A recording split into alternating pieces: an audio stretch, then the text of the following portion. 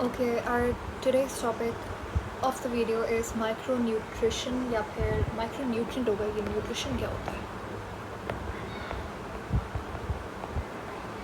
Nutrition is basically a process by which you obtain energy या फिर nutrient लेने के तरीके को आप न्यूट्रिशन कहते हो। सही है? Just a second. जबकि न्यूट्रिएंट क्या होता है? जो खाना, जो कार्बोहाइड्रेट, लिपिड, प्रोटीन आप लेते हो वो न्यूट्रिएंट है जिससे आपको एनर्जी मिल रही है। न्यूट्रिशन एक प्रोसेस है जिससे आप न्यूट्रिएंट को ऑब्टेन कर रहे हो, एनर्जी को ले रहे हो। ठीक है? माइक्रो न्यूट्रिएंट यानी कि प्लांट के केस के अंदर जो एलिमेंट्स, जो मिनरल्स उन्हें स्मॉल क्वांटिटी के अंदर चाहिए लेकिन चाहिए, उनको माइक्रो न्यूट्रिएंट बोला जाता है। I am sorry for that, ये न्यूट्रिशन नहीं है। हमारी बुक के अंदर 3 एग्जांपल्स के मैंने इसके अंदर एक मैग्नीशियम है, आयरन है और एक आपका जिंक है। सिंपल सा आपको बस एक चीज़ याद रखनी है कि मैग्नीशियम के केस के अंदर मैग्नीशियम बहुत इंपॉर्टेंट होता है, रिडॉक्स रिएक्शन में काम आता है, रिडक्शन और अपना ऑक्सीडेशन के अंदर। एक और चीज़ जो आपको याद रखनी है मैग्नीशियम के बारे में वो ये कि magnesium is very important for chlorophyll के प्रोडक्शन के लिए। ठीक है? आप अगर क्लोरोफिल का स्ट्रक्चर देखो तो हेड होता है, फिर टेल होती है। ठीक है? जो हेड होता है उसके अंदर टेट्रापायरोल रिंग होती है और जो टेल होती है उसके अंदर फाइटोल रिंग होती है। और मैग्नीशियम जो उसका मिडिल एटम होता है वो मैग्नीशियम का होता है, तो मैग्नीशियम बहुत इंपॉर्टेंट है क्लोरोफिल के लिए। एंड सेकंड चीज़ ये कि मैग्नीशियम एक्टिवेट करता है कुछ एंजाइम को। एक एग्जांपल गिवन है फॉस्फेटेज का। फॉस्फेटेज एक एंजाइम है जो कि एटीपी फॉर्मेशन के अंदर काम आता है। ये आपसे क्वेश्चन कर सकते हैं। यहाँ पे हर चीज़ मैंने आप एकदम क्रिस्टल क्लियर मेंशन किया आपको, तो ये आपको याद कर लेना है कि मैग्नीशियम फॉस्फेटेज के एक्टिवेटर की तरह काम करता है। तरह काम नहीं करता एक्चुअली, फॉस्फेटेज का एक्टिवेटर होता है मैग्नीशियम। सेकंड हमारे पास आयरन है। आयरन के बारे में आपने याद रखना है कि हमारे पास बायो एनर्जेटिक्स के अंदर जब आप इलेक्ट्रॉन ट्रांसपोर्ट चेन पढ़ते हो, एरोबिक रेस्पिरेशन का थर्ड स्टेप होता है। थर्ड स्टेप ही होता है ना, glycolysis, Krebs cycle and then electron transport chain. वहाँ पे आपको एक ग्रुप ऑफ एंजाइम्स देखने को मिलता है, साइटोक्रोम जिसे कहते हैं। सही है? और वहाँ पे भी आप पढ़ते हो कि साइटोक्रोम एक आयरन कंटेनिंग एंजाइम होता है। इसका मतलब ये कि साइटोक्रोम के अंदर आयरन होता है, तो इसकी प्रोडक्शन के लिए आयरन इज़ वेरी इंपॉर्टेंट। और ये जो है वो हमारे पास इस्तेमाल होता है फोटोसिंथेसिस के अंदर। आई गेस वो इलेक्ट्रॉन ट्रांसपोर्ट चेन नहीं, आपका डार्क रिएक्शन के अंदर साइटोक्रोम इस्तेमाल होता है। मुझे लगता है इलेक्ट्रॉन ट्रांसपोर्ट चेन के अंदर साइटोक्रोम होता है।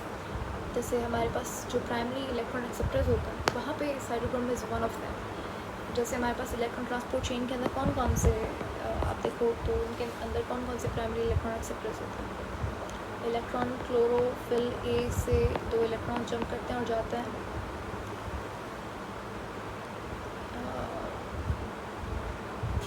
यहाँ पे ही होता है। हाँ, आई एम श्योर कि इलेक्ट्रॉन ट्रांसपोर्ट चेन के अंदर ही होता है साइटोक्रोम बीएफ कॉम्प्लेक्स। हाँ जी, अब पूरा नाम इसका बीएफ कॉम्प्लेक्स होता है, बीएफ कॉम्प्लेक्स। ठीक है? और यहीं पे तो मुझे याद आ रहा है थोड़ा थोड़ा, साइटोक्रोम बीएफ कॉम्प्लेक्स होता है, फिलोक्विनॉन होता है, pheophytin, plastoquinone, cytochrome BF complex. And उसके बाद मेरे ख्याल से NADPH रिडक्टेज होता है। हाँ, फिलोक्विनॉन, साइटोक्रोम बीएफ कॉम्प्लेक्स, प्लास्टोक्विनॉन, प्लास्टोसेनिन, ये सारे के सारे इलेक्ट्रॉन ट्रांसपोर्ट चेन के अंदर काम आते हैं। तो आई वाज राइट कि इलेक्ट्रॉन ट्रांसपोर्ट चेन ही होता है। सही है? यहाँ पे इन्होंने लिखा हुआ है यूज्ड इन फोटोसिंथेसिस। इसको चेक कर लीजिएगा कि फोटोसिंथेसिस के अंदर साइटोक्रोम कैसे काम आता है। ये तो पक्की बात है कि साइटोक्रोम आपको इलेक्ट्रॉन ट्रांसपोर्ट चेन के अंदर एज इलेक्ट्रॉन कैरियर देखने को मिलता है। खैर, काम की बात आपको ये याद रखनी है कि आयरन साइटोक्रोम बीएफ कॉम्प्लेक्स जो है साइटोक्रोम, वो आयरन कंटेनिंग एंजाइम होता है। ये आपको याद रखना है बस। उसके बाद आ जाता है हमारे पास एक और माइक्रोन्यूट्रिएंट जिसका नाम जिंक है। जिंक आपका एनएरोबिक रेस्पिरेशन के अंदर काम आता है। प्लांट के अंदर जब भी एनएरोबिक रेस्पिरेशन होती है तो वो अल्कोहलिक फर्मेंटेशन होती है। भाई 2 तरीके की एनएरोबिक रेस्पिरेशन होती है, एक होती है अल्कोहलिक और एक होती है क्या,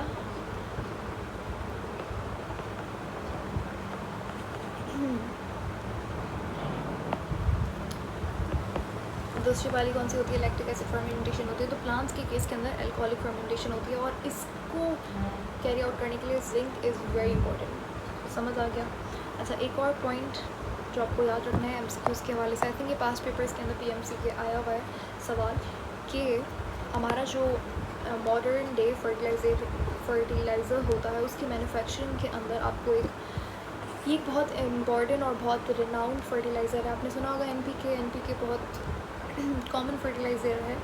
एनपीके बेसिकली नाइट्रोजन, फास्फोरस और पोटेशियम के जो फर्स्ट लेटर्स हैं उनको उठा के इन्होंने बना दिया है। नॉट फर्स्ट लेटर्स बट जो सिंपल्स हैं उनको, ठीक है। तो एनपीके ऐसा फर्टिलाइज़र जिसके अंदर नाइट्रोजन हो 5%, फास्फोरस हो 10% और आपका पोटेशियम हो 5%। इनकी परसेंटेज पूछी थी। हाँ, क्वेश्चन ये था कि बताओ एनपीके के अंदर कितनी परसेंटेज होती है नाइट्रोजन की, फास्फोरस की और पोटेशियम। तो आंसर होना था 5, 10, 5।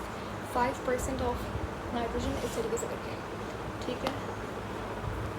अच्छा, हम देखें हमारे बुक के अंदर क्या चीज़ें मेंशन्ड है। तो मैग्नीशियम के बारे में लिखा हुआ है कि ओके, मैंने आपको पढ़ाया है मैग्नीशियम, जबकि बुक के अंदर हमारे पास मैंगनीज़ है।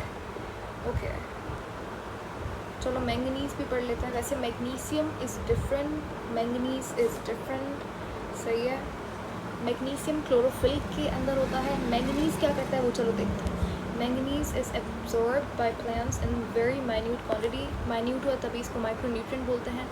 तो ये अच्छा, एक कन्फ्यूजन या फिर आप बोल सकते हो माय बैड, मेरी गलती है। फॉस्फेटेज एंजाइम जो है उसका जो रिलेशन है वो मैंगनीज़ के साथ है, मैग्नीशियम के साथ नहीं है। Let me just correct it. ये देखो यहाँ पे एक्चुअली मेरी भी गलती नहीं है, मेरी गलती है बट पार्शियल गलती है। यहाँ पे लिखा हुआ मैंगनीज़ है बट आई डोंट नो मैंने मैग्नीशियम क्यों पढ़ा।